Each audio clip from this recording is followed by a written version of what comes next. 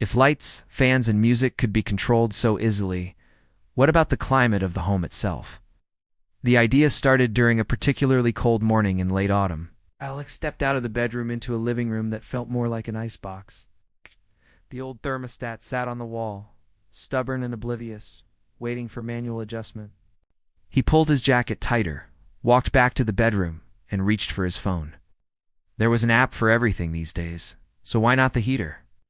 A quick search turned up several options, all promising to make life easier and the house more efficient. The decision by the end of that week, Alex had ordered a smart thermostat, a model that claimed to learn habits over time. Installation took less than an hour. The device's sleek display glowed with the current temperature and a friendly greeting. Through the app, Alex could control it from anywhere. What was strange was how quickly he got used to it. Within days, checking the app on his way to work became a habitual action, even though nothing changed. It was like having an extra layer of control over something that had always been there. The first test, the first real trial, came on a Monday morning. While still under the covers, Alex reached for the phone and adjusted the temperature. The house hadn't yet learned his schedule, so this was a manual override. But soon enough, the living room was perfectly warm. The coffee maker was already humming. It was good to have choices. But what was also striking was what he didn't do. Didn't get out of bed to go turn the heating on as he used to.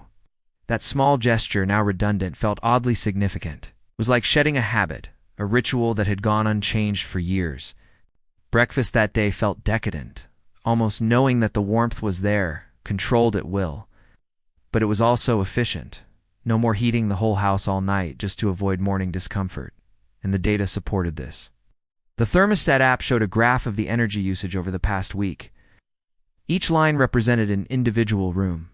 Turning the upstairs thermostat down at night had saved quite a bit, especially when combined with the new ceiling insulation. The learning phase over the next weeks, the thermostat began noticing patterns. Warmer in the morning, cooler during work hours, warmer again in the evening. Alex barely noticed these changes until one night. Coming home earlier than usual, the heat clicked on moments before walking in the door. The app confirmed it had detected a change in routine and adapted. In such small ways, the house was changing too. Initially, it was just a tool, an object with a function. But now it was becoming something more. It was adapting to his life, not the other way around. The efficiency gains were nice, but they were a quiet, subtle benefit. What mattered most was that transition from annoyance to ease, from reacting to the environment to shaping it. Efficiency gains, the monthly energy bill, told its own story. It wasn't a dramatic drop, but enough to be noticed. It wasn't just about savings anymore. It was about comfort, convenience, and a touch of pride. After all, this wasn't just any house. It was his, and he was making it smarter. The unexpected one rainy weekend, Alex stayed home reading and drinking tea. Without prompting, the thermostat kept the air perfectly balanced. No cold drafts, no stuffiness. Outside, the rain intensified, the wind picked up, but inside, the environment remained consistent. It was like the house had learned to care for itself. This wasn't about monitoring or control anymore. It was about coexistence, a silent, unseen partner that made life indoors more pleasant. It was an odd feeling, as if a part of the house had become alive, attentive, and adaptive. The growing web with lights, plugs, and now climate under control, Alex's home was becoming a connected web of devices, each playing its part. A network that hummed quietly behind the scenes, responding to his needs without him even thinking about it. The house was no longer just a shelter or a space. It was becoming an extension of his life, a reflection of his daily rhythms, a mirror to his habits.